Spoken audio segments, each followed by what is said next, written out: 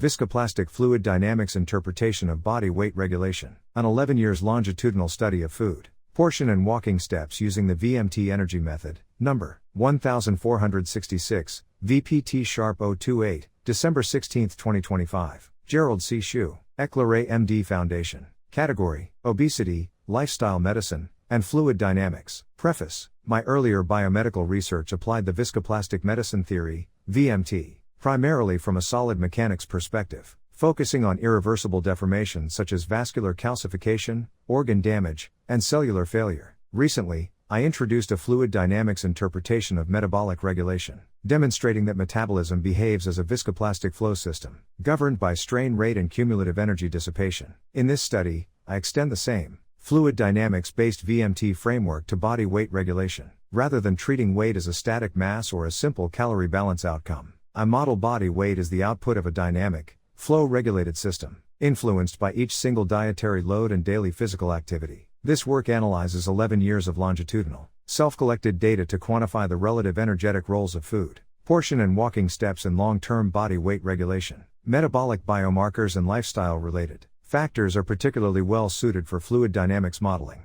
because they represent dynamic, reversible, and continuously regulated processes. Variables such as glucose levels, body weight, food intake, and physical activity reflect ongoing flow, resistance, and rate-dependent adaptation within the metabolic system. In contrast, major mortality diseases such as cancer, dementia, stroke, cardiovascular disease, including myocardial infarction, renal failure, advanced neuropathy, and even retinopathy, represent the end results of accumulated structural damage. These outcomes reflect solid-like behavior, characterized by some irreversible deformation, loss of function, and organ failure. Fluid dynamics therefore provides the appropriate framework for studying upstream metabolic processes and regulatory behavior, while solid mechanics is more suitable for analyzing downstream structural damage and final disease outcomes. Introduction: obesity research often frames body weight as a static variable, determined by caloric intake minus caloric expenditure. While this arithmetic model is useful for short-term estimation, it fails to explain several well-known phenomena, including delayed body weight response, resistance to weight loss, rebound weight gain,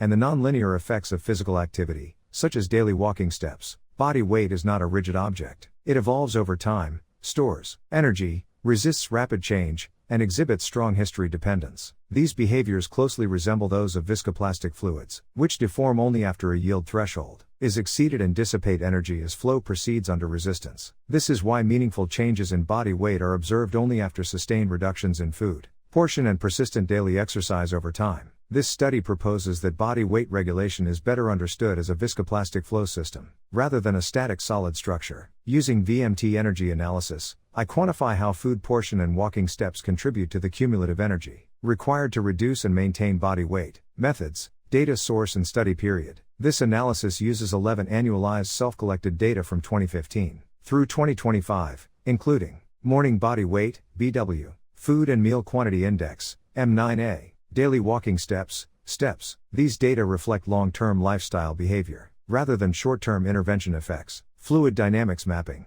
The fluid dynamics-based VMT mapping is defined as follows: single strain, output state, morning body weight, stressor 1, driving load, daily food portion, M9A, stressor 2, flow regulation, daily walking steps. Food portion represents the energy input driving mass accumulation. Walking steps represent a regulatory pathway that enhances energy throughput, improves insulin sensitivity, and reduces metabolic resistance. To ensure fair comparison between stressors with different physical units, normalization was applied. Food portion was scaled upward by a factor of 2, divided by 0.5, to reflect its strong leverage on energy input. Walking steps were inverted and normalized by 16,000, to represent resistance reduction through physical movement. This scaling removes unit bias, and allows meaningful comparison of stress contributions within the VMT energy framework. The most critical step is the calculation of strain rate, defined as the annual change in body weight and analogous to shear rate in fluid mechanics. The observed behavior is consistent with a yield stress, viscoplastic fluid,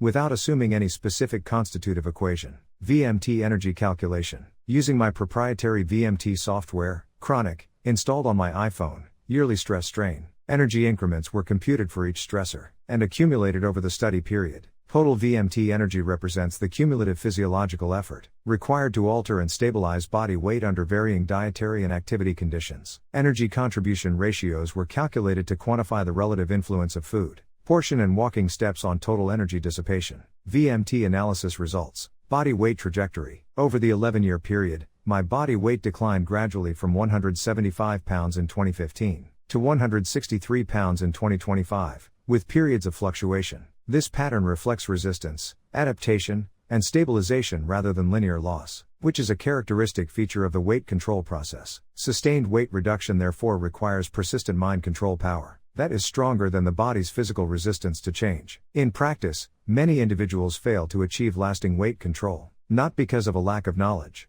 but because maintaining sufficient mind control power over long periods is extremely difficult. When faced with persistent physical resistance and behavioral inertia, this challenge becomes especially profound in cases of severe obesity. Strain rate varied year to year, with larger magnitude changes occurring during periods of behavioral adjustment, and smaller magnitude changes during stable maintenance phases. VMT fluid energy contribution analysis. The cumulative VMT fluid energy contribution was distributed as follows. Food portion is 48.6%. Walking steps is 51.4%. Although food portion is widely considered the dominant factor in weight control, this analysis reveals that walking steps contributed slightly more to cumulative energy dissipation over the full study period. Why my walking steps show higher VMT energy contribution than food portion? This result does not imply that walking burns more calories than food intake supplies. Instead, it reflects how VMT energy captures cumulative resistance reduction and flow regulation, rather than instantaneous energy balance. Several mechanisms explain this finding. First, food portion primarily sets the driving load. Reducing food portion size lowers the pressure pushing energy into the system. However, once portion is reduced to a moderate and stable level, further reductions yield diminishing returns in strain rate reduction. In fluid terms, pressure reduction alone does not guarantee smooth flow if internal resistance remains high. Second, walking steps continuously act on system viscosity. Physical activity improves insulin sensitivity, mitochondrial efficiency, muscle glucose uptake, and lipid oxidation. These effects lower internal resistance throughout the system, not just at the intake boundary. Third, walking steps operate persistently over time. Unlike food portion, which often changes in discrete steps, daily movement applies a continuous regulatory force. In VMT terms, this sustained reduction in resistance accumulates energy effects over long durations, increasing its contribution to total VMT energy dissipation. Fourth, walking steps stabilize the post-weight loss regime. After weight reduction, physical activity plays a dominant role in preventing rebound. By maintaining low resistance and preserving metabolic flexibility, this stabilization requires ongoing energy regulation, which is captured by cumulative VMT energy even when strain rate is small. Therefore, the slightly higher VMT energy contribution of walking steps reflects its role as a system-wide regulator, rather than a primary driver of mass input. Interpretation in fluid dynamics terms. Food portion functions as a pressure source. Walking steps function as a viscosity modifier. Reducing pressure lowers the force driving flow. Reducing viscosity allows the system to flow with less energy loss. In viscoplastic fluids, lowering viscosity often has a larger impact on long-term energy efficiency than modest pressure reduction. This explains why walking steps show a marginally higher cumulative energy contribution, despite lower immediate caloric effect. Comparison with solid mechanics perspective. From a solid mechanics viewpoint, weight loss is interpreted as permanent deformation of mass storage. This perspective emphasizes endpoints such as pounds lost or body mass index changes. The fluid dynamics viewpoint instead emphasizes how much energy the system must expend to maintain a given state. This VMT fluid dynamics study shows that weight stability is achieved not merely by reducing load,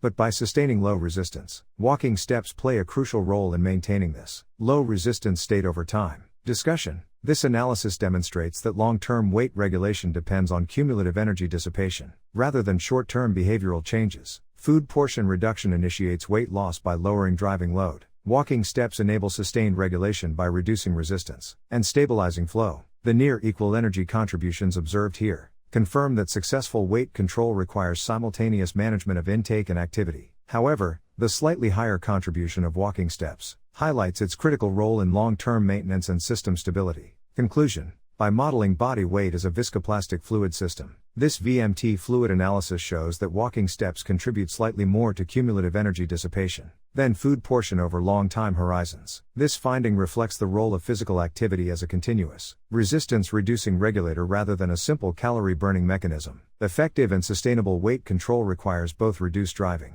load and improved flow efficiency. Fluid dynamics provides a coherent framework for understanding why movement remains essential, even when dietary intake is well controlled. Graphic illustration and interpretation. The strain-stress diagram plots body weight as strain against two fluid stressors, food portion and walking steps, over an 11-year period. The nonlinear and crossing trajectories confirm that body weight regulation follows a viscoplastic flow pattern, rather than a linear calorie balance model. Food portion shows sharper, more intermittent stress changes, reflecting discrete adjustments in dietary intake. Walking steps form a smoother but broader stress trajectory, indicating continuous resistance reduction throughout the system. This difference explains why walking steps contribute slightly more cumulative VMT energy, 51.4%, than food portion, 48.6%. In fluid dynamics terms, food portion acts as a pressure source, while walking steps act as a viscosity regulator. Sustained reduction in internal resistance through daily movement accumulates greater long-term energy effects than intake reduction alone,